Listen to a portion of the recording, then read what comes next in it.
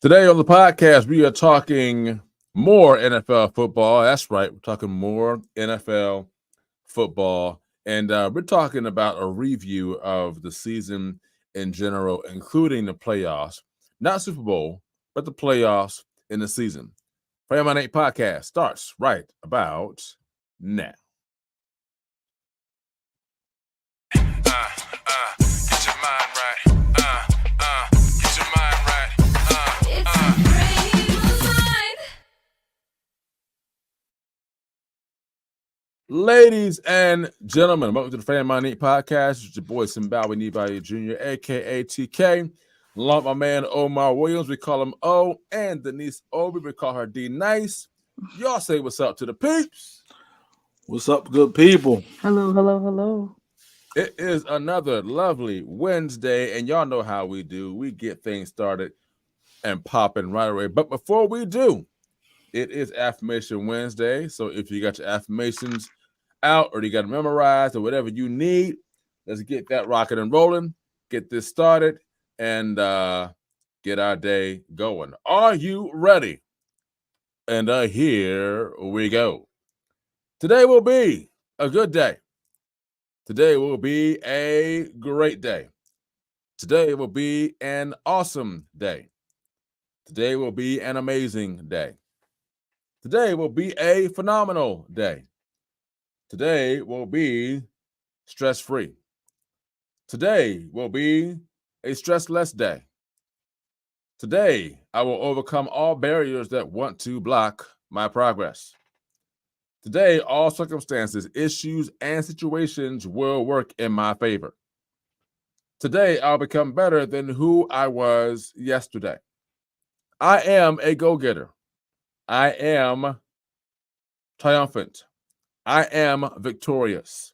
I am an overcomer. I never lose. I either win or I learn. I take authority over this day. I will dominate this day. I will conquer this day. And everything I have spoken into this day will happen as I have affirmed, because I am more than a conqueror. Let's get it started. So today we are talking more about the NFL season, 2023-2024 season in review. Last week, we talked about Super Bowl and the teams that kind of fell short in the playoffs.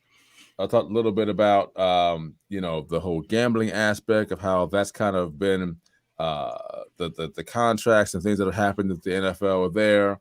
And now we're going to talk about just the season in review in general, including playoffs, but not Super Bowl. And so today's going to be more of an open discussion, open conversation, no real script to it. And sometimes that's the best thing because you just kind of get to go at it without having a script. So we're going to be unscripted today. This is Fair of Mind Inc. Unscripted on the NFL season. So my first question is, and I can't remember who all said what, but I know we had Super Bowl predictions of who's going to get there, right? It's the only thing about Super Bowl we're going to talk about. Of course, I personally said that the Bengals would get there, and I personally believe if Joe Burrow had not gotten hurt, we had a good chance of getting there. Unfortunately, that wasn't the case. So, hey, that's how things happen. But from a season standpoint, for both O and Denise, what was the most surprising thing that you saw during this NFL season, whether it was regular season, playoffs, or a combination of both? What was the most surprising thing that you saw that caught your eye this season? I'll go. The most surprising thing that caught my eye was how good CJ Stroud was this year as a rookie and a rookie coach together. So you got two guys, don't know each other, both rookies at their position, and they did fairly well. And they made the playoffs this year. So that was like a pretty good surprise. And actually, I found myself rooting for him. Yeah. He's really good, and he carries, he carries his belief on his back, and he's out there getting the word out. So like that's good to see a young man like that, not ashamed. You know what I mean? So that surprised me the most. They were better than I thought they would be. Also, one more surprise. I didn't think the 49ers would be, or I'll say not even the 49ers, Brock Purdy. Brock Purdy surprised me, brother. Yeah. I thought Cinderella slipper was going I thought it was going to turn into a pumpkin, man. It didn't turn into a pumpkin. He kept the slipper on all season. Okay. So those are two good surprises, two good ones. Yeah. All right. What you got, Denise? The Lions was like the biggest surprise for me. And just them, I think because they've always been the underdogs. I don't think, as long as I've been alive, I don't know, in previous years, they've always just been the underdog. Like people just don't expect them to be a contender, have Super Bowl, like even get close to the playoffs. And for them to have such a phenomenal season, the coaching staff. And then I'm a huge fan of Zach Ertz. I don't care what anyone says. I'm a huge fan of Zach Ertz. I'm sad that we cut him. But even them recruiting him, I think right before they went to their playoffs. Oh, he played for them? I didn't know it. Okay. Yeah, they recruited him, and I mean it worked, but sadly they didn't make it. But they were the shocker of the season, so okay, that was my prediction. Mm-hmm. My biggest surprise this season, number one, well, not in particular order. And this might be a surprise to me and not to anyone else. I was actually surprised at how good the Browns defense was. That surprised me. Like, I knew they weren't bad, but I didn't know they were that good. And I think that the Browns defense being as good as it was and the lack of their offense, having, Watson not being there, being out, or being hurt, the Browns could have actually been a dangerous team this year if they had Watson at quarterback. Now, again, he's not Watson like he was with the Texans. We haven't seen that yet, and I'm hoping he can get back to that. I'm not sure, but their defense surprised me. I was surprised at how good their defense was. And then the second thing was I was highly surprised at how early Aaron Rodgers went down. That's a good one. Because I wasn't expecting him to get hurt. That's a good one. Yeah. But I'm like, on the fourth play of the season, that's bad. You go down after all that hype, and all the smoke that you brought, you could go down on the fourth play of the season. I was like, they're done. There's nothing else left for the Jets to do. And the thing is, not only did the Jets know that, but everybody else knew that too. Yeah. Including the coach. You could tell by him coaching on the sideline, he had no confidence whatsoever in Zach Wilson. None whatsoever. So those are my two surprises. I'm gonna go back to what O said. He said it was Brock Purdy, right? Was your surprise? Yeah. Mm-hmm. And what was your other one? It's just the Texans having a rookie coach and a rookie quarterback that did that good. So Brock Purdy, I'll be honest. I'm not saying that I saw him being this good, but I will say my only caveat is Brock Purdy had some weapons. And I think that's what helped him be as good as he was this year. I agree. The Niners, technically, until they lost to Green Bay, and someone correct me if I'm wrong, when they were at 100%, they didn't lose. No. They didn't lose. When Brock Purdy took over and they were 100%, when everybody offensively was there, they did not lose. And that was surprising to me. Now, again, you stick a quarterback back there like Brock Purdy or whoever who's solid and knows how to get the ball to people. Yeah, things can happen. But again, he had weapons, and I wasn't surprised at how good he was. It's just when the game was on the line and every pass mattered, you saw that, okay, he's not that guy yet. His level. But when they ahead and they up, it's like, it's sunshine and roses, man. It's like nothing happening. Yeah. As far as the Texans, I have to give them all the props in the world, man. You got CJ Stroud. I did not think he was going to be that good out the gate. Me neither. out the gate. Because at Ohio State, you were like, I'm like, he could play in NFL. I'm like, but he got some suspect things that's happening that can be fixed. Right. And I'm like, Right. this dude is balling. Then you had a rookie coach on Yeah. top of that. So look out for the Texans in the future. They can keep that team intact, have a decent draft. They can be on their way. They can be on their way. And they're going to be there. As long as they got Stroud, they're going to be there. They're going to be there. Yeah. And he's I very, mean, he's very. it's- Oh, go ahead. No, go ahead, Denise. I was gonna say he's very humble too, because I've like watched Very. him like in like interviews and just like Mhm. outside of football, and it's like you could tell he's just a Very. very Yeah. humble and just Grounded guy. grounded guy. So I was like, Mhm. this could work for them. This could work. And I hope he stays that way. When Because that money comes, you know how it goes. That's what I'm saying. we talked about that in the last show. When that money started coming, you know, that umberness turns into, I got a little bounce in me now. I'm like, Yeah. hey, Right. Yeah. So hopefully he stays clean cut. You know what I mean? He ain't got the doo-doo dreads, you know what I mean? They're coming around, you know No, what they I come. mean? They coming. They coming. I You pray to get God paid, not. you do what you want to do. Exactly. You know, you coming in with, your Mm. jeans halfway up your ankle, you know what I mean? So let's just hope and pray Yeah. that CJ Stroud. He'd be good. CJ Stroud is one of them guys that he stays that way. He stays that Yeah. way. Right. Yeah. Then Denise, you talked about what were your two? You said what were your two surprises? I'm sorry. Tell me again.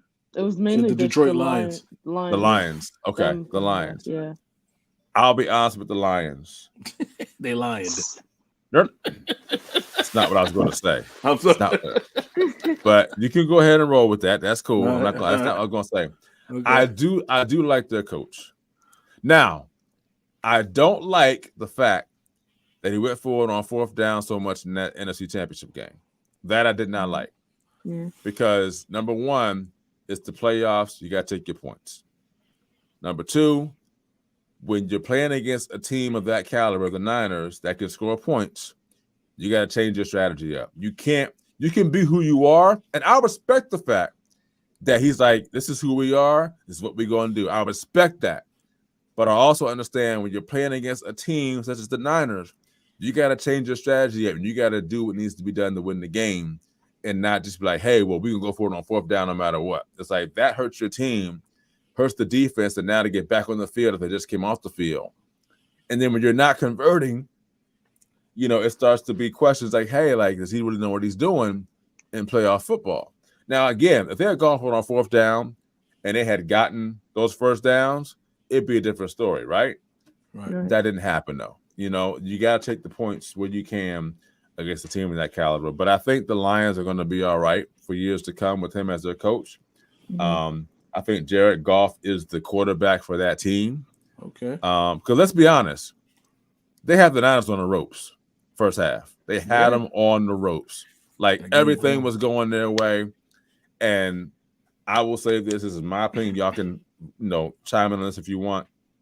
I felt as though in the second quarter, when they were down there on the 1 yard line, that they should have punched it in for a touchdown rather than kick the field goal.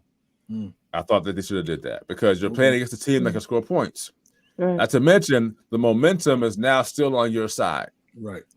Field goal is fine, but when you're that close, if you had gone for it and didn't get the touchdown, I would have respected it more because now at least you're saying, hey, we're trying to knock you out with a touchdown. Because now you look at the game could have been won if you scored that touchdown. Because you look now in the second half, how the game went, they actually would have won the game even with San Francisco doing all what they did. They still would have won the game if they had scored that touchdown rather than that field goal. Again, I'm not saying that they made bad decisions. I just think that playoff football, playoff basketball, any playoff sport, the playoffs is a different beast. And you got to come prepared to put all your cards on the table to do what needs to be done. Because, let's be honest, teams have film on you for the whole season. If you don't change what you're doing, they can adapt to taking you out. So anybody have anything they want to say on that? Are we good? Are we good? Okay. Okay. Moving on. So the season kind of looked weird again. If I'm not mistaken, correct me if I'm wrong. Because listen, I don't do all of the research that needs to get done, but I believe we had a team that was won the division that had a losing record. I can't remember who that team was off the top of my head, but or at least Tampa Bay losing record. Ooh. I think, not I believe, I think if you're going to have a losing record and you're at the top of your division, You should be a wild card. you should be a wild card. Yeah, I agree. And whatever other team in the other division that has the next best record should be the team that gets that spot and gets a bye. I think because how is it you have a losing record and you have a bye, or you're able to get a spot where a team that's You get a home game, not a bye. exactly a home Right. They game. get a home game. Yeah, they get a home You get a game. home game. Right. I don't understand how that is a good look for the NFL. Now again, I could be wrong, but it's not the first time it's happened. The Giants did it one year. Right. And so I'm like, man, like you got a losing record. So number one, it tells you how bad your division is. That's number one. Okay. Number two, it goes to show us that, man, so all the hard work other teams put in. Now, mind you, it's professional football. So it kind of is what it is. It just doesn't, to me, it just looks bad. You got a 7-9 team that has a home game in the playoffs because they win the division. That's all I'm saying. Any thoughts on that? Yeah, they need to rethink that rule because you got some divisions where you may have two teams that are three or four game losers in the same division. So it's like if you don't win that division, you got to go on the road and play a team like Tampa Bay. That's crazy. It's like you got to go to Tampa Bay with a better record than them, and they home field advantage does mean something. I don't care if you're a losing team or not. Yeah.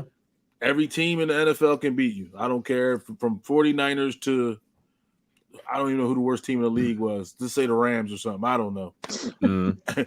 Anybody can lose a game to a team away. Like it. I think it was Carolina this year. Carolina. Okay. Yeah. Oh yeah. They won 2 games. That was it. I forgot about them. They won 2 games. That's another one. The eye test wasn't good on that quarterback. What's his name? That was the guy from Bama, right? Yeah.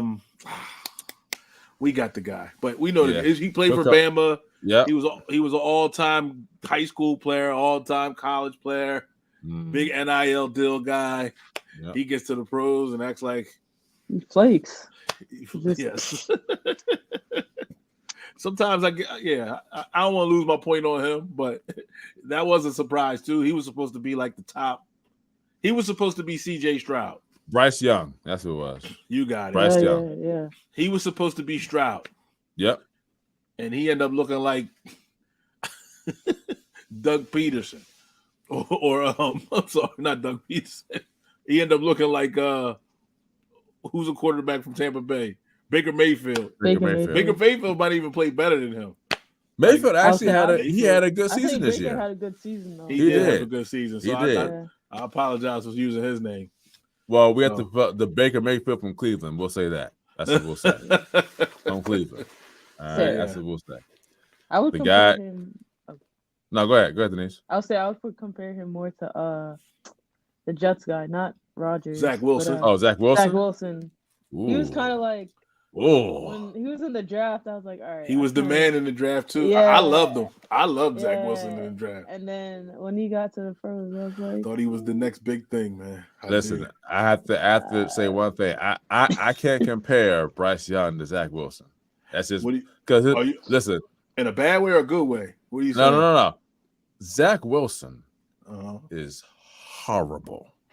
He ain't worth the Bryce Young. Horrible. You think so? I don't think he's worth the Bryce Young now. Zach Wilson got a game. He got a game comeback win this year. But here's my thing. He does, yes. Yeah. Your boy Bryce has none of that. But Bryce Young, there is something wrong in the Carolina Panthers organization. There was something wrong.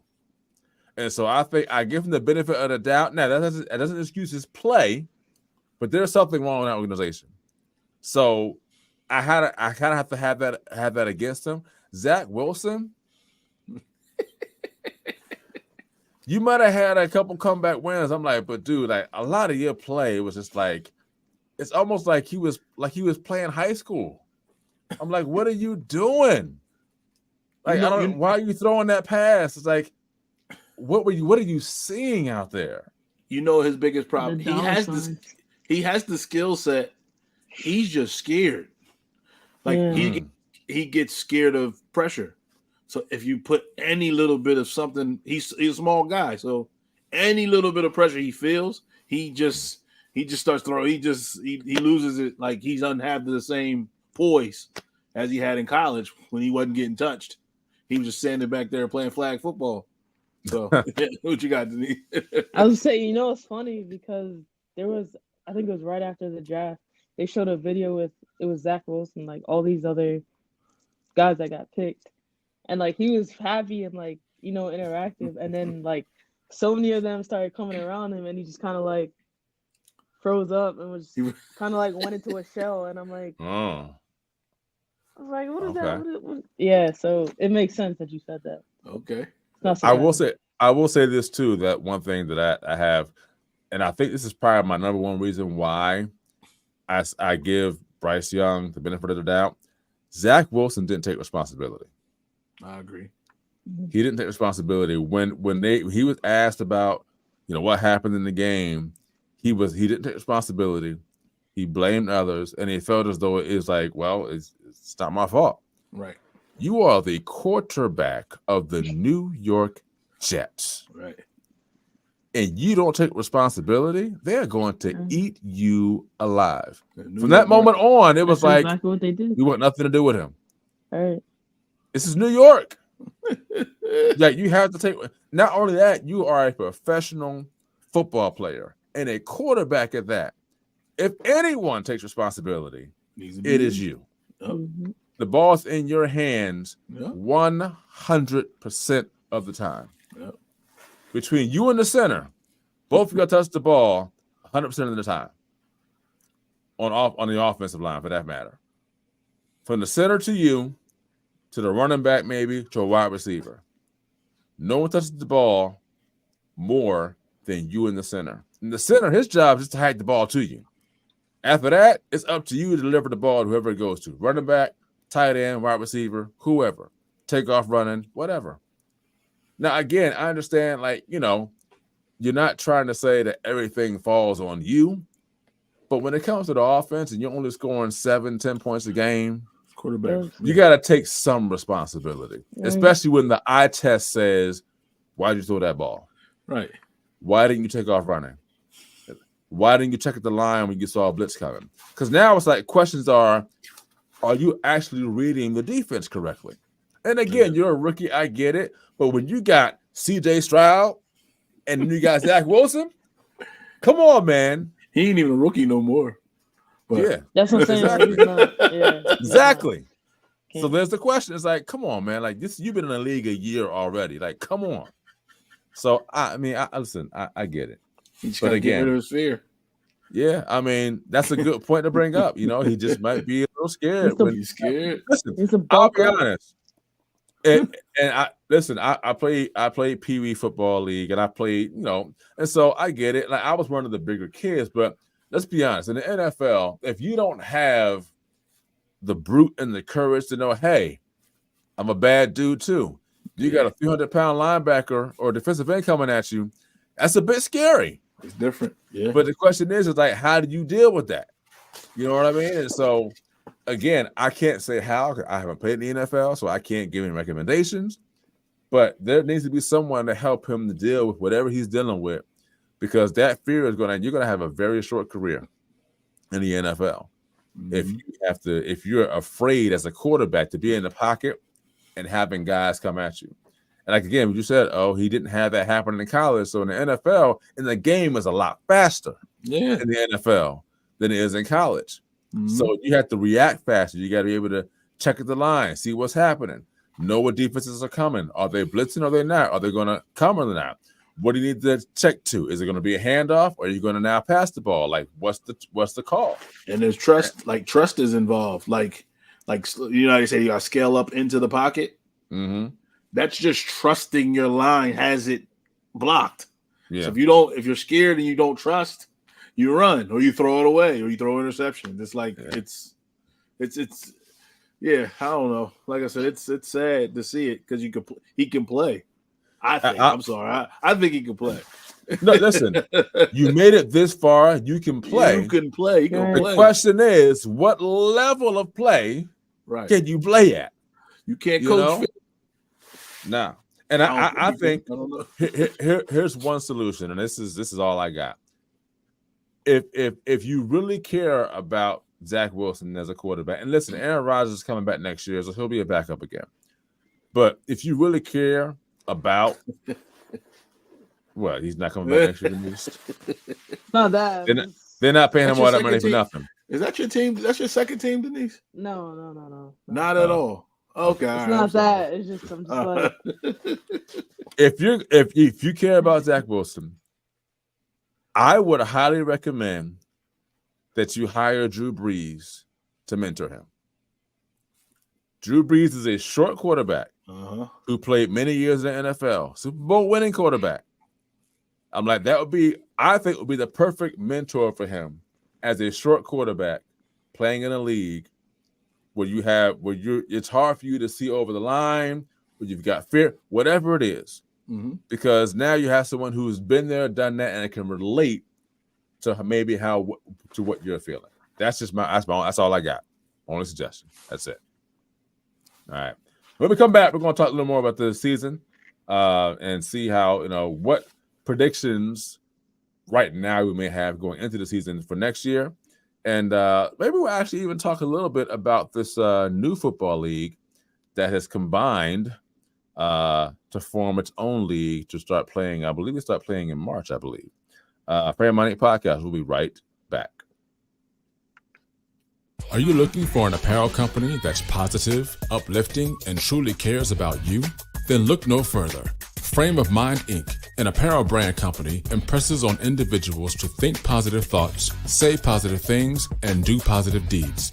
Get positive apparel, such as t-shirts, hoodies, and wristbands for children, teens, and adults in various colors and sizes.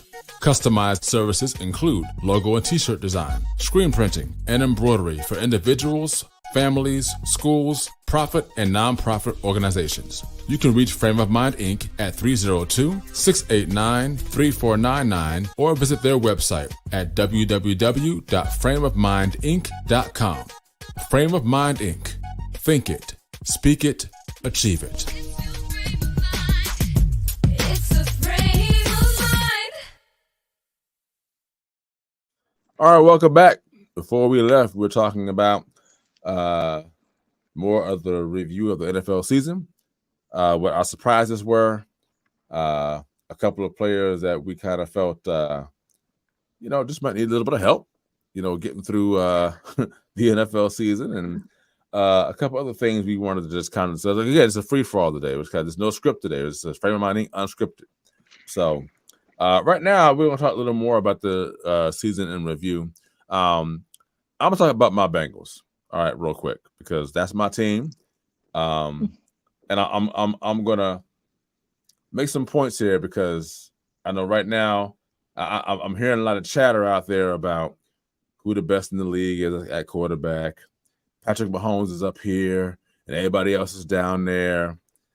I'm gonna pull a Stephen A. Smith right now. Let me remind you all of who beat Patrick Mahomes in the playoffs 2 years ago.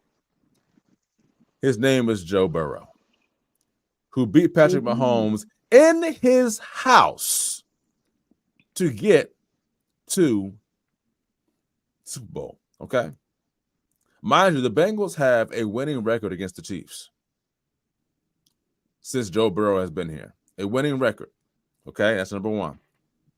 In Joe Burrow's 4 seasons, the 2 seasons that he got hurt, the Bengals did not make the playoffs. The 2 seasons that he stayed healthy, they went to the Super Bowl and the AFC Championship game with a chance to get back to the big dance. All I'm saying is this. We want to talk about Josh Allen, Lamar Jackson, Justin Herbert, who has yet to prove to us that he's kind of like that quarterback. Listen, he can play, but he's got a little more to prove before we put him in that echelon of these great quarterbacks. Excuse me. We're talking about all these great quarterbacks that Patrick Mahomes is here and everybody else is here. Joe Burrow has already beaten Patrick Mahomes, and he has a winning record against him. He is the only quarterback in the NFL that has a winning record against Patrick Mahomes. So I'm going to say this. If Burrow is healthy throughout the entire season, y'all better look out.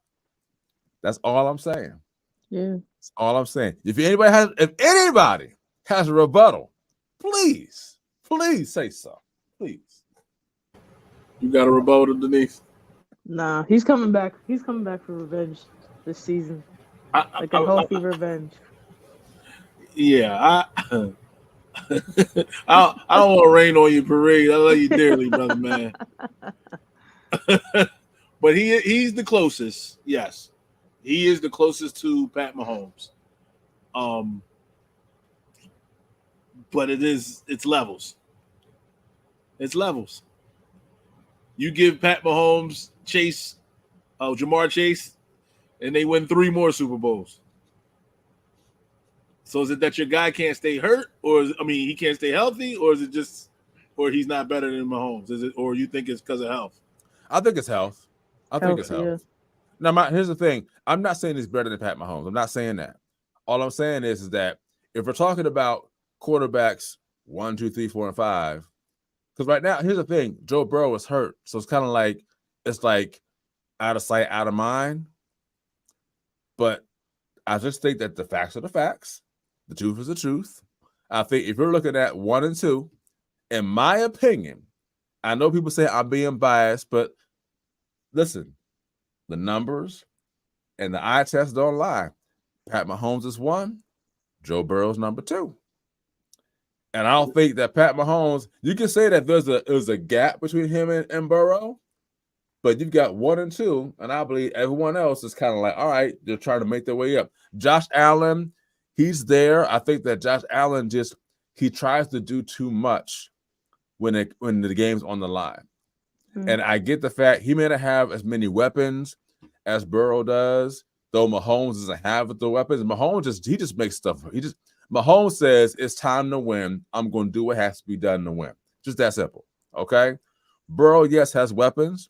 At the same time, when other guys were out, Burrow found ways to win games. Now, when Burrow's not there, it's harder for them to win games because he makes the engine go. Josh Allen, I think there's like also there's levels to this. So yeah, Joe Burrow's not on Mahomes' level when there's talking about the different levels to it, but he's definitely that guy that's like on his heels where like Mahomes is like, all right, we're playing the Bengals today. We got to make sure we bring it because we know how this team does. Lamar Jackson, yeah, great season guy. When it comes to the playoffs, that's a different story. You got other quarterbacks, you got Aaron Rodgers is coming back next year, but Aaron Rodgers is 39 going on 40. How much more is left in the tank? I don't know. He has to show us what's left in the tank. And you got other quarterbacks in the AFC, NFC. You got guys here and there. People say, "Oh, well, Brock Purdy, he had an MVP season." Okay, great. No contest there. I'm vouching for my guy, and I believe that he is the number 2 quarterback in the league behind Patrick Mahomes. That's all I'm saying. It just hit me when you said that. Who's a legit quarterback in the NFC? There might be a handful, and when I say a handful, I mean maybe 3. And as of right now, if I'm gonna roll anybody off, I probably gotta think about that before I even say a name. To be honest, other than Jalen Hurts, okay, you got Hurts. Who else is out there? You don't have Hurts either. I said here's the thing, though. I say Jalen Hurts because of the fact, yes, he's been to the big dance, okay, and the benefit of the doubt with Jalen Hurts is the OC situation. It's like it hasn't been consistent, And you may say, well, you have other guys you can plug in that system and give them a different OC every year. It's like they can thrive in it. Well, we don't know that. He's the only one who's been through that in multiple years. Can Pat Mahomes thrive in that? I don't know. He hasn't had that. He's had consistency since he's been here, so that's not a question for him. Joe Burrow, consistency. We can't say that about him. Josh Allen, consistency. Can't say that about him. Now, I think Buffalo's OC got fired this year, I believe, because of what happened in the playoffs, but he's had that same guy for the past, 3 years or so. So there's consistency in other areas with Philadelphia. It hasn't been the case except for that 2-year span where he had the one guy that came in one year, following year, they make it to the Super Bowl. So that's the difference, So, but in the NFC, Jalen Hurts is the only name that comes to mind off the top of my head and that just shows me just how weak the NFC is at the quarterback position. The AFC is loaded. Like it's loaded from top to bottom with quarterbacks. The NFC is just kind of like this, Yeah. What about Dak? Nobody like Dak. Listen. Y'all gotta show Dak some love, man. No. You're right. We He's got to show good, Dak some but- love. But again, Dak is also, he reminds me of Lamar Jackson. He's got that great season, and December comes, and it's like you just start falling off. And it's like, what's the deal with December and January? Okay. And so, listen, I strongly believe that Dak Prescott peaked out 2 years ago. Now, this year he had a great season. Yes, he did. Great season. But I don't think he's going to get any higher than what he is now. I think he's already there. There's no more ceiling to get through. It's just you remain consistent where you are now, or there's going to be a slow decline or a quick fall off. That's my opinion. Go ahead, Denise. You got something you want to say? I was gonna say, dude, because he's a free agent. I think he's a free agent. Do you think they're gonna renew his contract? They are. Yeah, They are. Okay. yeah. They haven't drafted like they want to change his position. Yeah. So Because the question is, who are you going to get?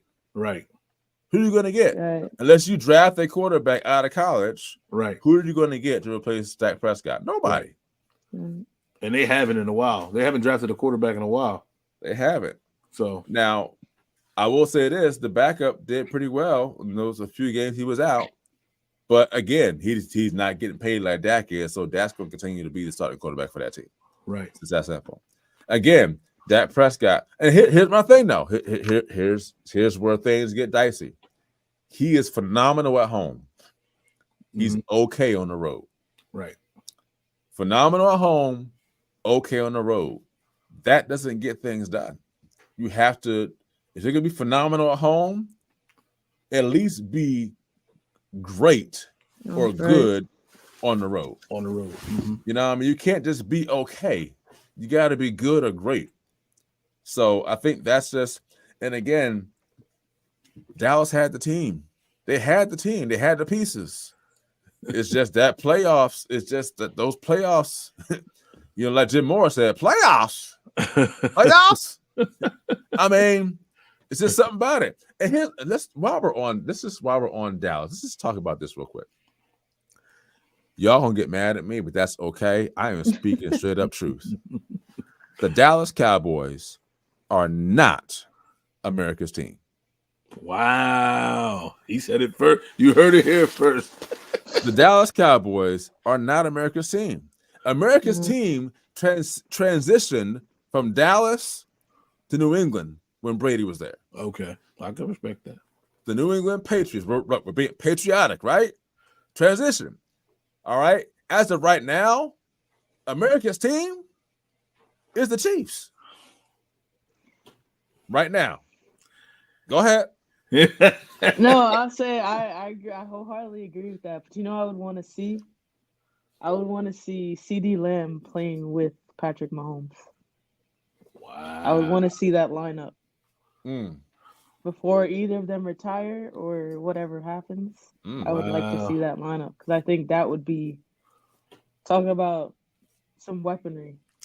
Yeah, he needs a quarterback. Because I feel like they're not utilizing CD to his full potential in Dallas right now.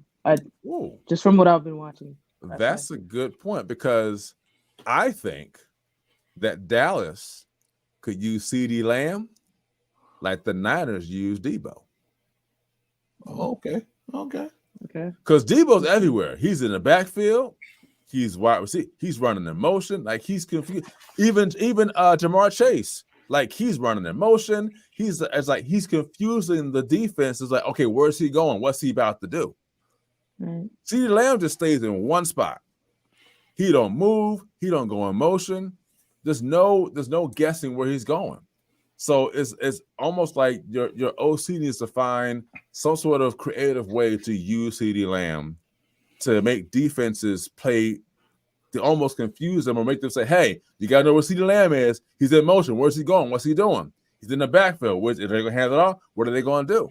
So I think if they used him like the Niners used Debo, I think that he would be more effective because now he gets more touches.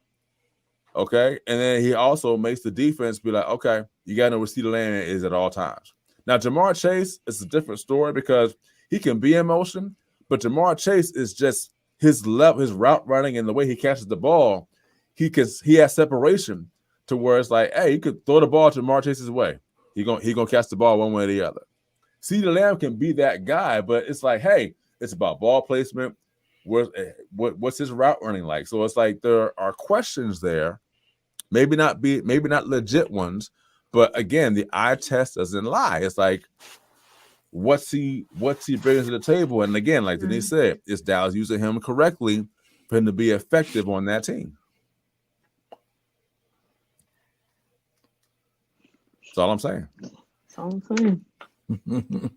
So, last thing before we go, we're going to talk a little bit about this new league called the United Football League. The United Football League. This is a merger between the XFL and the USFL. Now, we have yet to see what happens with this because this is brand new. Dwayne "The Rock" Johnson, which I actually looked at his what he's worth, his net worth. I didn't know it was as high as it was. Like his net, I don't have the numbers in front of me, but his net worth like skyrocketed. Like him owning the XFL and a couple other things he has ownership of, which I don't have the stuff in front of me. Like his net worth, like he's like a good top 10 in net worth in the world, which is crazy. So now this new merger, I'm not sure how many teams are in it. I'm actually kind of looking at things right now, but what do we think of this new United Football League, bringing the XFL and the USFL together? What are our thoughts on that? Yeah. I think it's good. I think it gives players who say that 36-man roster or 35-person roster, but is that 36 player who necessarily didn't get the shot. So like that gives like teams a chance to like see other contenders, because honestly, there's people in the NFL that may need more help, but there are people in the XFL that could be in the NFL, but they may have not had as more exposure or recognition. And I think it's a great opportunity for them to do this and market it. Okay. Mm-hmm. Yeah, I'll say the same thing. I think it's a great idea for guys who don't get a shot. It's just sometimes you don't get seen, you get overlooked. And it's a few stories of guys. Herschel Walker used to play for the I forget what it was called back in the day, but he wasn't in the NFL initially. Okay. He was in another league, and then Warren Moon was in the Canadian League. So that like guys, you know what I mean? So guys get opportunities at other places and they get a chance to shine. Only thing I don't like about these leagues like XFL and USFL, like some of these rules are a little clownish. Like they might have a rule where like the guy can like run from. You ever see arena football? Yeah. Where like they can start running towards the line of scrimmage. I feel like that's. I get it, but it's like make it football still. Like that's not change the rules to make it unique. Yeah. Just make it football. But I get it. They're trying to add a little bit more flair.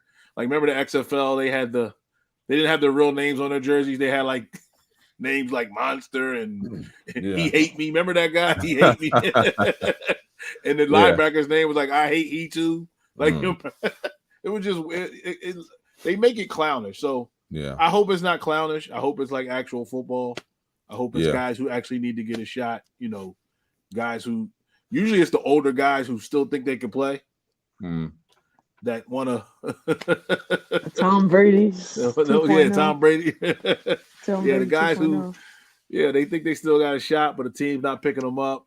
They go to the XFL or the USFL and they can become somebody. So I'm all for it. Why not? T.O. might get a look. And see, that's the clown part though, right? Like he's 100 years old. Not really, but you know what I'm saying. In football years, he's 100. I'll be honest. T.O. could probably get out there and still play. Now listen. He ain't gonna go out there and smoke nobody.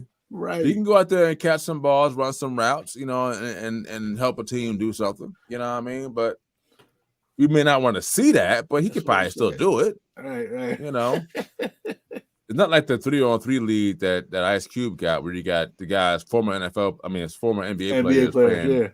You know what I mean? So it's not that bad. I'm not saying it's a bad league. It's just that those guys are like, all right, you're definitely in your 40s, in your upper 40s and 50s. Like you're not, you know. But I give Ice Cube credit, man. Look, he started something that's kind of catching on. So I mean, props to him. So we'll see how the as they call it, the UFL, not the NFL, the UFL does. I think it's pretty cool that they have spring football because basketball lasts for a long time. Baseball has its time, and hockey. So NFL season it's really short. But again, to have something in the springtime, it kind of keeps football kind of fresh in our minds. And hopefully, as O said, it's not a clownish league. I don't think it will be, but again, we'll have to see how things go and how things happen. So any last words before we end the show out today from either of you? My last words are, I think we take coaching for granted. Like we name these players and like we look at like Mahomes has one of the greatest coaches of all time. Right? Like Agreed. Joe Burrow got a good coach. Brock Purdy got a good coach. We tried to compare, like we said, CeeDee Lamb's not getting used right. Why? Well, their coach is just okay, right? People are now questioning Nick Sirianni because of the fall off. I just think that coaching, I think the players win the games, but coaching is important because you got to put your guy. You're a championship coach, brother. You know what I'm saying? Like, you got to put your guy in good position. Yeah. You know what I'm saying? So I think that's my last words. I think coaching is we take it for granted and we don't put a high like a high value on it. I think we look at the players as if they're just a one-man band and they could do it all. No. If Andy Reid didn't call the right plays, Mahomes would look like me out there. Well, not really, but you know. Yeah, I hear you. You know what I'm saying? So Denise, what you got? So this is to go off. We didn't really talk about this, but this is to also add to the coaches, also the owners of these teams. I think they need to like step back a little more and give these coaches a chance to coach not only the players, but you know, just think about the team. Give them the chance to do what you hired them to do, and not be a helicopter owner. That's all I have to say. That's a good one. A helicopter owner. Okay. Yes. My last word. Well, I'll stay on the same topic, man. But coaches, Mike Tomlin said something really key in his interview with The Pivot, and I don't have the quote in front of me what he said, but he said something as though he said that he loves coaching. He said the one thing he will never back down from is coaching a guy. There you go. He said, you know, that's one thing he will never back down from. He said he will see what a guy is lacking, and he'll say, this is an opportunity to coach someone. And from a coaching standpoint, I think that Mike Tomlin doesn't get enough credit for what he's done with the Pittsburgh Steelers. the Steelers have somehow, some way, find a way to have winning seasons and even make it to the playoffs in some seasons. I mean, of course, it's the post Ben Roethlisberger era, but to have the quarterbacks they have now and the team they have now, yes, they had some clowning moments during the season, but Mike Tomlin found a way to still get a winning record out of those men. And I think coaching in the NFL, particularly, you're coaching men. And I think that's commendable for anyone to be able to coach other men to come together and do something and be united as one to accomplish a task. Because in college, you're still coaching young men who have come out of their boyhood and are in their young man phase. And so it's a different coaching mentality. When you're talking about professionals who are getting paid millions of dollars, that's a lot to coach. Mm-hmm. And so, again, what both of you have said when it comes to coaching, I think that it's just something that needs to be respected. Again, Andy Reid, one of the greatest coaches to ever coach the game, and all those who are coaching now, even when coaches who have bad seasons or don't have enough time to really build the team that they like to. I've always been a big person on 5-year plans. I'm like, give the coach 5 years. You know what I mean? And if things just aren't going the way you like at the 5 years, okay, you have the right to let them go. Now, again, there are circumstances where it's kind of like, hey, if you're in 3 years, you've only won 6 games as an NFL coach in 3 years, you might not be the guy. But if you're competitive and you're making strides, hey, let's hit the 5-year mark and then reevaluate. My thing is with the Carolina Panthers, if you're 2-14 in the next 2 seasons, you probably need to go. I'm just saying. But if you're 2-14 and then you're 5-12 and then you're like 7-10, that's progress. All right, we got 2 more years left in the contract. Let's see what happens. You end up in that 5th year, you 10-7. Hey, let's renegotiate. We started out 2-14. Now we're 10-7. We got something here. But everybody wants to win now. Everybody wants to have the microwave win now. And I get it. But let's respect our coaches, man. Let's let them coach. Owners be owners. Coaches be coaches. Players be players. Let's be happy and do things the right way. That's all I'm saying. That was a long closing point. I apologize. I just kind of got into it a little bit and had to say my piece.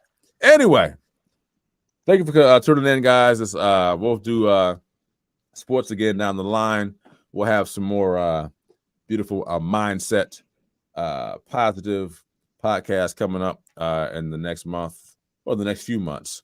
And then we'll come back to basketball eventually and kind of talk about that. But that'll be later down the line.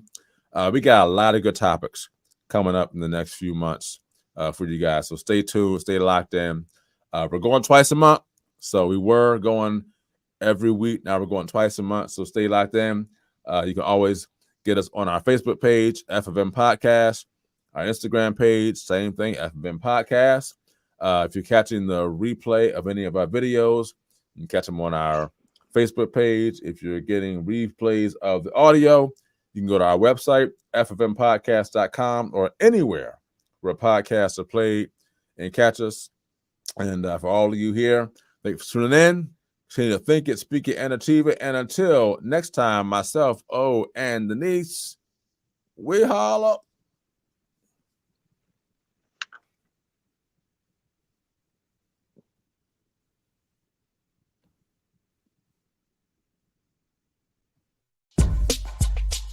Thank you for joining the Frame of Mind Inc. podcast.